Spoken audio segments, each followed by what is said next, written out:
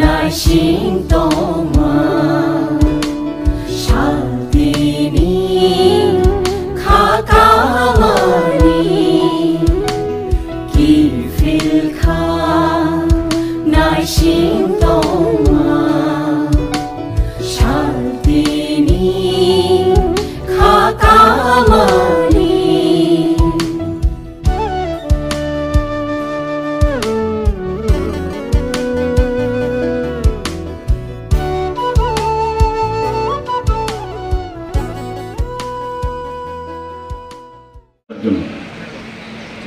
এখানে বিস্তারিত আলোচনা হয়েছে। আমরা জানি যে আগে সিঙ্গারবিল এয়ারপোর্ট নামে এটা আখ্যায়িত করা হতো। আমরা যখন একেবারেই ছোট ছিলাম, কোথায় যাবে যে সিঙ্গারবিল যাবো, সিঙ্গারবিল মানে সিঙ্গারবিল এয়ারপোর্ট, এবং তার ইতিকথা আমরা জেনে গেছি এখন। এবং তখন খুব ছোট আকারের এখানে এয়ারপোর্ট ছিল। এক এক সময় ভাবি যে মানিক্য ডাইনেস্টি ত্রিপুরার যেভাবে ওনারা কাজ করে গেছেন ত্রিপুরার উন্নয়নের লক্ষ্যে, আগে কিন্তু তাদেরকে সেইভাবে তাদেরকে স্বীকৃতি দেওয়া হয়নি। কিন্তু আমাদের সরকার যখন 2018-তে এবং মাননীয় প্রধানমন্ত্রী যখন 2014-তে প্রধানমন্ত্রী হিসাবে উনি দায়িত্বভার নিলেন, তারপর থেকে কিন্তু দেখা গেছে, এবং সেটা শুধু দেখা না, বাস্তবেও আমরা দেখেছি, বাস্তবেও সেটা পরিলক্ষিত হয়েছে যে ওনাদেরকে আমরা সম্মান আমরা দিতে পেরেছি। এখানে সেই সিঙ্গারবিল এয়ারপোর্ট ধীরে ধীরে ধীরে ধীরে যে এয়ারপোর্টের যে প্রগ্রেস আমাদের চোখের সামনে আমরা দেখতে পেয়েছি। এখানে অনেকের দাবি উঠছিল যে মাননীয় প্রধানমন্ত্রীজি যখন মহারাজা বীর বিক্রম কিশোর মানিক্য বাহাদুরের নামে এই এয়ারপোর্ট, যে পুরনো যে এয়ারপোর্ট, সেটা ওনার নামে যখন উৎসর্গ করলেন, এবং পরবর্তী সময়ে যখন এই এয়ারপোর্ট ওনার হাত ধরে উদ্ঘাটন হলো, তখন অনেক জায়গা থেকে দাবি এসেছিল যে ওখানে তো মর্মমূর্তি আছে, এখানে কেন মর্মমূর্তি নেই। এই নিয়ে অনেক কর্নার থেকে আমাদের উপর চাপ আসছিল। তো সেই বিষয়ে আমি যখন দিল্লিতে যাই, আমাদের ইউনিয়ন এভিয়েশন মিনিস্টারের সাথে আমি কথা বললাম, এবং এখানে ডাইরেক্টর সাহেবের সাথে আমি কথা বললাম যে এটাকে শিফট করা যায় কিনা। তো বললো এটা তো যেহেতু এটা ফাইবার গ্লাসের তৈরি, তো সেটা করতে গেলে এটা ভেঙে যাওয়ার চান্স আছে। তখন আমরা আমাদের ট্রান্সপোর্ট মিনিস্টার মহোদয়ের সাথে কথা বললাম যে আমাদের এটা করতেই হবে। তো সেই অনুসারে এখানে 35 লক্ষ টাকা ব্যয়ে আজকে এখানে ব্রোঞ্জের আগরতলার, খুব ভালো লেগেছে যে ভট্টাচার্য বাবুর হাত ধরে এত সুন্দর একটা মহারাজা বীর বিক্রম কিশোর মানিক্য বাহাদুরের মূর্তি এখানে স্থাপিত হবে। আমাদের ত্রিপুরাতে ট্যালেন্টের অভাব নেই। আমরা দেখেছি আগে এরকমও দেখতাম, আবার অনেকে আছে কিছু একটা বানাতে গিয়ে আবার অন্য কিছু বানিয়ে ফেলেছে, তারও ইতিহাস আমরা জানি। কিন্তু এখানে আমি বলবো যে সত্যিকারের অর্থে মহারাজা বীর বিক্রম কিশোর মানিক্য বাহাদুরেরই উনি ঠিকভাবে মূর্তিটা বানিয়েছে। আসলে মাইন্ডসেটের উপর অনেক সময় ডিপেন্ড করে। তো সেই মাইন্ডসেট আমরা ঠিকভাবে পরিচালিত করবো কিনা, দিস ইজ ভেরি ইম্পর্টেন্ট। আমরা আগামী দিনের যারা প্রজন্ম যারা আছেন তাদের আমরা সুস্থ মানসিকতার বিকাশ আমরা দিতে চাই, এবং ত্রিপুরা সরকার চায় যে আমাদের ত্রিপুরার থেকে যারা নেক্সট জেনারেশন, যাদের হাতে আমরা আমাদের বেতনটা দিয়ে যাব, একটা সুন্দর একটা পরিবেশে যেন ওদের মানসিকতা গড়ে ওঠে। আমরা স্পোর্টসেই হোক, আজকে আমাদের এগ্রিকালচারেই হোক, ট্রান্সপোর্টের কথাই হোক, আমরা সমস্ত ডিপার্টমেন্টে, এগ্রিকালচারের সব দিকে আমরা কিন্তু মানে সর্বাঙ্গীন বিকাশের একটা আমরা চেষ্টা করছি। আমরা যখন আজ থেকে 70 দশকে আমরা ভাবতে পারিনি যে ত্রিপুরার airport would be the one of the best airport in northeastern region, even it may be more among other states. আমাদের গর্ব হয় এখান থেকে যখন বাইরের থেকে আসে, প্রথমেই মানে বলে না face is the index of mind, যখন বাইরের থেকে লোক আসে আমাদের সাথে কথা বলে এত সুন্দর আপনাদের এয়ারপোর্ট, তা আমাদের গর্বে বুক ভরে যায় যে মাননীয় প্রধানমন্ত্রীজির কারণে কি না করছেন উনি। এক টেস্ট পলিসি, যেটা আমাদের মাননীয় মন্ত্রী মহোদয় বললেন যে এক টেস্ট পলিসি না শুধু, যে আজকে কমিউনিকেশনের দিক দিয়ে আমরা কোন জায়গায় চলে গেছি। মানে ত্রিপুরার থেকে বলা হচ্ছে 30 থেকে 32টার মতো ফ্লাইট এখান থেকে যাচ্ছে, 4000-এর মতো মানে প্যাসেঞ্জার আসা যাওয়া করছে, সেটা কোনোদিন আমরা ভাবতে পারিনি।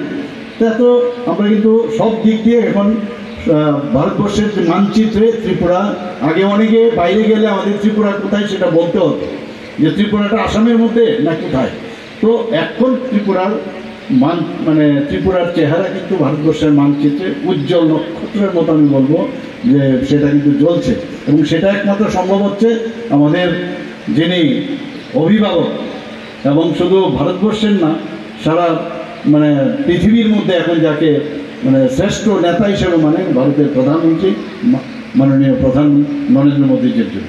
আজকে এখানে আমি একটা জিনিস বলবো যে এখানে ইন্টারন্যাশনাল এয়ারপোর্ট এ নিয়ে আমরা বারবার কথা বলছি যে অতি সত্বর যেন এটা শুরু হয়, এবং এর জন্য ইমিগ্রেশনের জন্য যা যা দরকার মানে পুলিশিং ব্যবস্থা থেকে অন্যান্য যা যা আছে আমাদের ত্রিপুরা সরকারের কাছে চাওয়া হয়েছে। সেই বিষয়ে কয়েকবার আমি দিল্লিতেও কথা বলেছি, আমাদের ট্রান্সপোর্ট মিনিস্টারও কথা বলেছে। তো আমরা চাইছি যে যত তাড়াতাড়ি সম্ভব এখান থেকে যেন, যেহেতু ইন্টারন্যাশনাল এয়ারপোর্ট হিসাবে আমরা বলছি, সেটা চিটাগাংয়ে ফার্স্ট ফ্লাইট যাবে, এবং তার জন্য যা যা মানে গ্যাপ ফান্ডিংয়ের দরকার সেটাও আমরা ত্রিপুরা সরকার থেকে আমাদের ক্যাবিনেটে ডিসিশন নিয়ে সেটাও দিয়েছি। আমি আশা করি যে আগামী দিন আমাদের যে এই ধরনের কমিউনিকেশন, যে ধরনের রাস্তা আমাদের মাননীয় প্রধানমন্ত্রীজি, রেল হোক, আমাদের ন্যাশনাল হাইওয়ে হোক, ইন্টারনেটই হোক, এয়ারওয়েজে হোক, ওয়াটারওয়েজে হোক, সব রাস্তা যিনি উনি দেখাচ্ছেন, সত্যিকারের অর্থে আমি বলবো যে উনি শুধু রাস্তা দেখাচ্ছেন না, আমরা কোন দিকে আমরা যাব সেই রাস্তাও উনি আমাদের দেখাচ্ছেন। এখানে সবাই উপস্থিত থাকার জন্য আবার আমি হার্দিক অভিনন্দন, শুভেচ্ছা জানাচ্ছি। এবং আজকের দিন আমি বলবো যে আমরা ত্রিপুরা সরকারের তরফ থেকে এখান থেকে এয়ারপোর্ট অথরিটির কাছে একটু জায়গা আমাদের দিয়েছেন, কিন্তু এখানে এই মর্মমূর্তি যেটা আধুনিক ত্রিপুরার রূপকার আমরা বলি, সত্যিকারের অর্থে উনাকে মহারাজা বীর বিক্রম কিশোরকে আমরা খানিকটা হলো আমরা সম্মান দিতে পেরেছি। সবাইকে অসংখ্য ধন্যবাদ জানিয়ে আমি আমার বক্তব্য শেষ করছি। জয়। আপনারা জানেন যে আমাদের সরকার গঠিত হওয়ার পর জাতি এবং জনজাতির মধ্যে মিলনের যে বন্ধন, সেটাকে সৌভ্রাতৃত্ব করার জন্য, সংঘবদ্ধ করার জন্য আমাদের বিভিন্ন পদক্ষেপ আমরা গ্রহণ করেছি।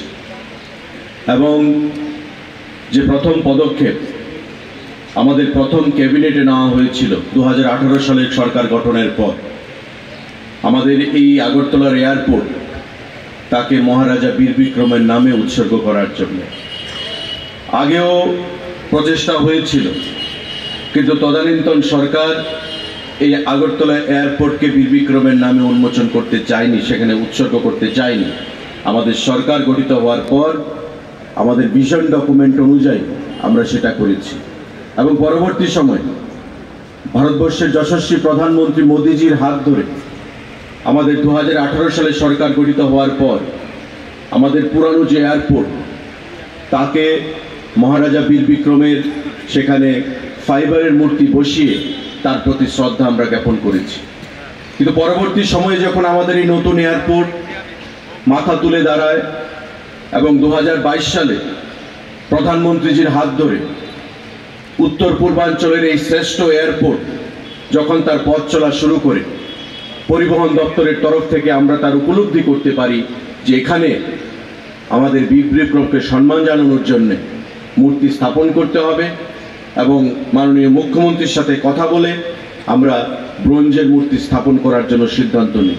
35 লক্ষ টাকা ব্যয়ে এই ব্রোঞ্জের মূর্তির আবরণ উন্মোচন আজকে রাজ্যের মাননীয় মুখ্যমন্ত্রীর হাত ধরে আমরা সম্পন্ন করলাম। কারণ মহারাজা বীর বিক্রম ছিলেন আধুনিক ত্রিপুরার রূপকার, এবং এই রাজ্যে বিদেশ থেকে যারাই আসবে, দেশের বিভিন্ন অঞ্চল থেকে যারাই আসবে, এসে মহারাজা বীর বিক্রম সম্পর্কে জানতে হবে, কারণ এই এয়ারপোর্ট তার নামেই আমাদের সরকার সেখানে উৎসর্গ করেছে। আজকে 1942 সাল থেকে এই এয়ারপোর্ট যে পথ চলা শুরু করেছে, আজকে আমরা অনেক বছর পেরিয়ে গেছি। এই এয়ারপোর্টের ইতিহাস কি? আমাদের 71 সালের যুদ্ধ, এই এয়ারপোর্ট একটা বিশাল ভূমিকা পালন করেছিল। দ্বিতীয় বিশ্বযুদ্ধ যখন 1939 সালে শুরু হয়, যা 42 সাল পর্যন্ত চলে, দ্বিতীয় বিশ্বযুদ্ধেও এই আগরতলা এয়ারপোর্ট একটা গুরুত্বপূর্ণ ভূমিকা পালন করেছিল। আজকে যা ইতিহাস হিসাবে আমাদের নতুন প্রজন্মের জনগণের কাছে, রাজ্যের জনগণের কাছে আত্মপ্রকাশ করেছে। তাই বীর বিক্রমকে শ্রদ্ধা জানানোর জন্যে তাকে যেন আমাদের নতুন প্রজন্ম এবং আগামী দিনের প্রজন্ম যেন তাকে স্মরণে রাখতে পারে, আজকে আমাদের সরকারের পরিবহন দপ্তরের একটা ক্ষুদ্র প্রয়াস এই ব্রোঞ্জের মূর্তির আবরণ উন্মোচনের মাধ্যমে আমরা সেটা সম্পন্ন করেছি। আমি বক্তব্য দীর্ঘায়িত করছি না। সেক্রেটারি ট্রান্সপোর্ট বলে গেছেন যে আমাদের আগামী দিনে এই এয়ারপোর্ট আন্তর্জাতিক রূপ পাবে। কিছুদিনের মধ্যেই আমাদের মিনিস্ট্রি অফ হোম অ্যাফেয়ার্স থেকে, ব্যুরো অফ ইমিগ্রেশন থেকে তার ক্লিয়ারেন্স আসবে। মাননীয় মুখ্যমন্ত্রীর চেষ্টায় এখানে রাজ্য সরকারের থেকে যে স্টাফ ইমিগ্রেশনের জন্য দেওয়ার চেষ্টা সেটা সম্পন্ন হয়েছে। আমরা ইতিমধ্যেই ক্যাবিনেটের মাধ্যমে দিল্লিতে মিনিস্ট্রি অফ হোম অ্যাফেয়ার্সে সেই নামগুলো পাঠিয়ে দেব এবং কিছুদিনের মধ্যেই আমরা আশা করছি যে আমাদের স্বরাষ্ট্র দপ্তর, কেন্দ্রীয় সরকার থেকে এটাকে ইমিগ্রেশন হিসেবে ঘোষণা দেওয়া হবে এবং পরবর্তী সময় আগরতলা এবং চিটাগাংয়ের মধ্যে যে আন্তর্জাতিক ফ্লাইট পরিষেবা, সেই ফ্লাইট পরিষেবা সেখানে শুভ সূচনা হবে, যার দুয়ার খুলবে আগামী দিনে একটা আন্তর্জাতিক বিমানবন্দরের বন্ধুরা। আগামী দিনে আমাদের এমন অনেক সেখানে চিন্তা ভাবনা রয়েছে, অনেক প্ল্যানিং রয়েছে। আমাদের এই উত্তর পূর্বাঞ্চলের শ্রেষ্ঠ এয়ারপোর্ট হিসাবে যেন মাথা প্রকাশ যেটা তুলে দাঁড়িয়েছে, প্রতিদিন যেখানে প্রায় 30-35টা ফ্লাইট চলাচল করছে এবং প্রধানমন্ত্রীজির নেতৃত্বে আমাদের যে HIRA model highways, airways, internet, railways, waterways, প্রতিটা ক্ষেত্রে আজকে যে ভূয়সী প্রশংসার দাবি রাখে ত্রিপুরা কোথায় ছিল, আজকে আমরা কোথায় এসে দাঁড়িয়েছি।